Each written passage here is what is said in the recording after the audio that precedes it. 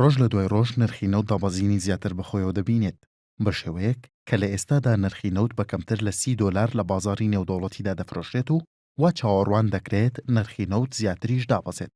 لەم راپۆرتە شیکاریەدا ئەوە ڕوون دەکەینەوە ئەگەر نرخی نەوت بۆ $25 بۆ هەر بەرمیلێک دابەزێت ئەوە دۆخی ئابووری هەرێمی کوردستان چی بەسەردێت و لەم ساڵدا حکوومەتی هەرێم دەتوانێت موچەی چەند مانگی فەرمانبەران بدات.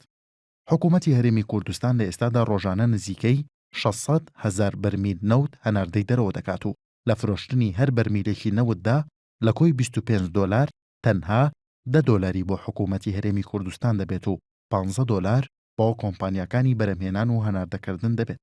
ئەگەر ئەم ساڵ حکوومەتی هەرێم بتوانێت بە تێکرار ڕۆژانە 600,000 بەرمیل هەناردە بکات، ئەم هەناردەیە زیاد نەکات و لەم بڕەدا بێت و هەروەها نرخی نەوت لەم ئاستەی ئێستادا بێت و بۆ هەر بەرمیلێکی نەوتی فرۆشراو تەنها $10 بۆ هەرێم بمێنێتەوە، ئەوە لە تەواوی ئەم ساڵدا حکوومەتی هەرێم $2,190,000,000 دەست دەکەوێت کە ئەگەر تەواوی پارەی نەوتی فرۆشراو دابەش بکرێت بەسەر فەرمانبەراندا ئەوە ئەم پارەیە بەشی موچەی تەنها 3 مانگی فەرمانبەران دەکات.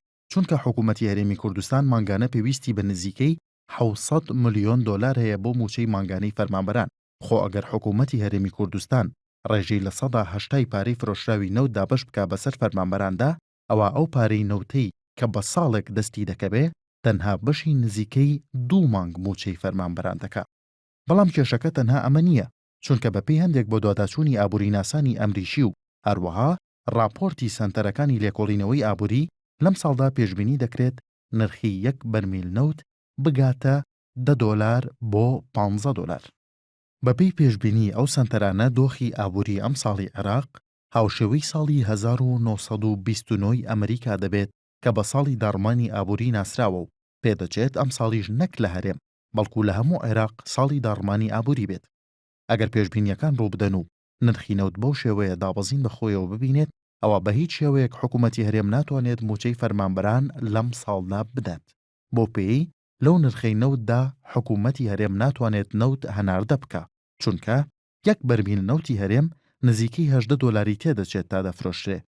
ئەگەر لەم ساڵدا نرخی نەوت لە $25 بمێنێتەوە ئەوە بەپێی بە دواداچوونەکەی NRT پێشبینی دەکرێت حکوومەتی هەرێم بتوانێت بڕی $2,190,000,000 دەست بکەوێت کە دەکاتە تەنها موچەی 2 مانگ یان 3 مانگی فەرمانبەرانی حکوومەتی هەرێمی کوردستان و خۆگەر نرخی نەوت بگاتە ئەو ئاستەی کە راپۆرتە ئابووریەکان پێشبینی دەکەن ئەوە ڕەنگە بە هیچ شێوەیەک موچە نەدرێت.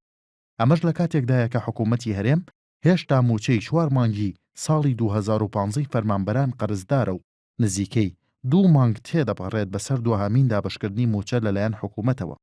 پرسیارەکە لە ئێستادا ئەوەیە، ئایا ئەم دۆخە ئابووریە بەکوێ دەگا؟ کێ پلانی هەیە؟ حکوومەتی هەرێم دەیەوێت چی بکە؟ هەموو ئەم وەڵامانە و ئەنجامەکەی بەجێ دەهێڵین بۆ داهاتوو.